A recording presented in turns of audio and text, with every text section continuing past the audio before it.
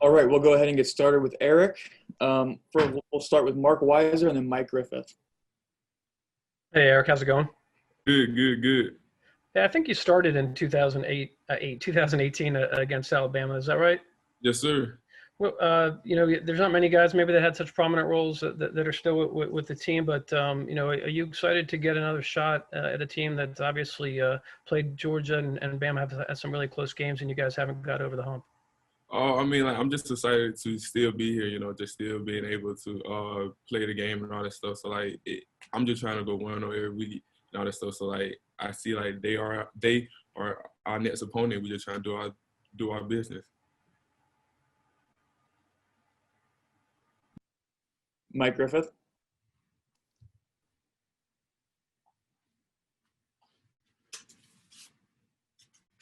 Offense from what you've seen through the first three games, and what are some of those differences you see? They are very explosive team. Devontae Smith, Jalen Waddle, you already know, they are very explosive with their passing game and especially their running game, where they just cause a lot of problems. So we got to be very, very on top of our things and all this on the back end. Next up, we'll go to Seth Emerson and Anthony Dasher. Eric, I guess if y'all were playing Alabama again in the SEC championship again, which could still happen, there might be a little bit more build-up. But because this is the regular season, it's just another game, does that make it a little easier to not make this about what happened in 2017, 2018?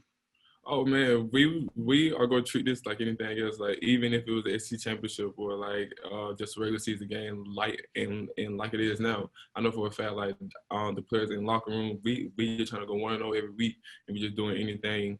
We just trying to do anything in their way to do that. Hey Eric, how are you today, man? Good, good, good. Good. It's kind of along those same veins. I know you guys, always try to block out the noise, rat poison, and all that kind of stuff. But when you've got people telling the defense how great they are, they're number one in the country, et cetera, et cetera. How do you guys go about trying to block that? Trying to get that out of your head?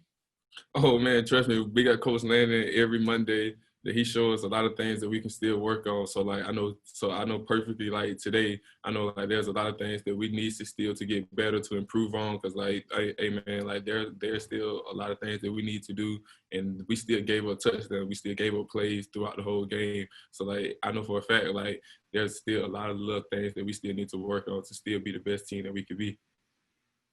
Chip Towers and Jake Rowe. Yeah, Eric, how would you assess this secondary's ability to win great passing games? And you've been on good Georgia defenses before this, but does this team eclipse some of those other ones in the ability to cover? I'm talking about the totality of you and Campbell and the safeties and everybody else. This is a pretty, this is a great, a deep unit that we have this year that I absolutely love.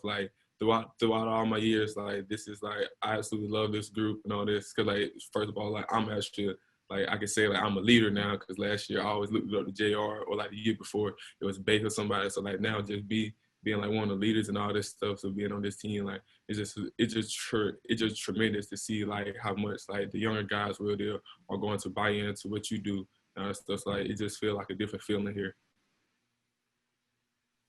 Swift once more. Eric, I wanted to ask you, Kirby was asked kind of about the how Alabama's had a lot of success in recent years. They've kind of been the gold standard in college football. Is from you guys is there any kind of intimidation factor or all of what Alabama's been able to accomplish or wanting to get to their level, or is this just football? Oh man, it's just football. We just trying to work on us. We just trying to improve every day, every week, game by game. We just trying to improve on us first of all. So we don't even look at nothing else like that. We just trying to improve on us. Ian Leggy, then Augusta Stone. Eric, I wanted to ask about Mac Jones, the amount of production that he's had this season. Nobody's talking about Tua the way that they once did. These guys are putting it in the end zone. How do you slow it down or stop it?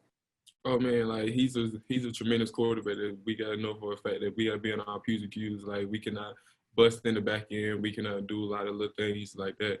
And I know for a fact like we gotta tremendously just watch film. Like I know throughout this whole week we gotta continue to watch film, do all the little things that we have been doing. So like pretty much we won't give that up and all that stuff. So like we just trying to come in here and just do the best that we could do. Hey, Eric, I'm kind of going to take it on a different path here real quick. I know Kirby in the past has talked about, wanting to push for student athletes for 100% voting participation. And today's the first day of early voting. So I wanted to know just kind of what are your thoughts around that and how are y'all as a team working to get that voting participation up this year? Oh man, like we trying to have one day in to like where I think we go vote as a team and all this stuff, but I'm not sure on that. So like I know for a fact like we trying to vote, we trying to do the little things right. So I know pretty much like we can make a bigger change in this world. We'll go Charles Odom, then Brandon Sudge. Eric, can you talk about Najee Harris and what makes him special? And based on your experience against Alabama, does he remind you of any other Alabama back you faced? Oh man, he's a tremendous back. Like he's a hard runner, and after that, especially like he's getting way better with his catching abilities. Just make him a better threat, even outside of that. So like he's a hard runner that you got to bring down. Like bro, you can't have no dead feet. You can't have anything because he will run through any little orange tackles and all this.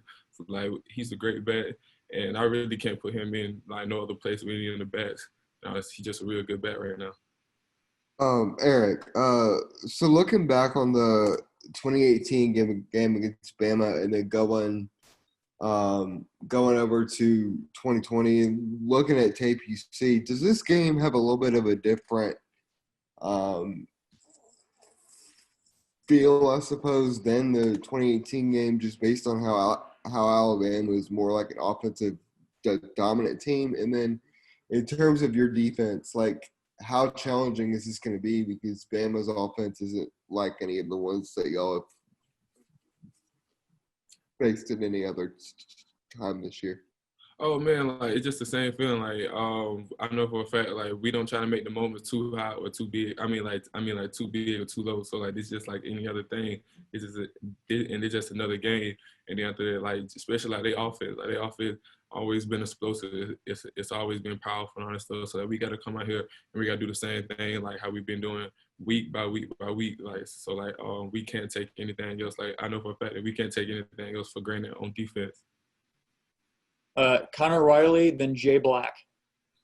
Hey, Eric, with Alabama having two really talented receivers in Devontae Smith and Jalen Waddle, do you look forward to more like challenges like that? And how do you go about trying to slow those guys down and keep the ball out of their hands? Oh man, like I look forward to every Saturday because like we play in the SEC, so like every week, like we go face great wide receivers that can easily play on Sunday. So like this just another Saturday here, and like again, like we're going to get some great wide receivers and Jalen Waddle and Devontae Smith. So like we got to be prepared to stop them to just like we had to do last week. So like we trying to do anything and everything in our way to slow them down. Eric, I know when you see Stetson Bennett, he doesn't look like the prototypical running quarterback, but clearly he is. How fast is he when you face him in practice? Stetson is pretty fast now. Like he's quick, and then after that, his height is a great advantage because like he hide behind our big old line and all that stuff. So like Stetson is a great person. Is he faster than you? Yes. Stetson is easy faster than me.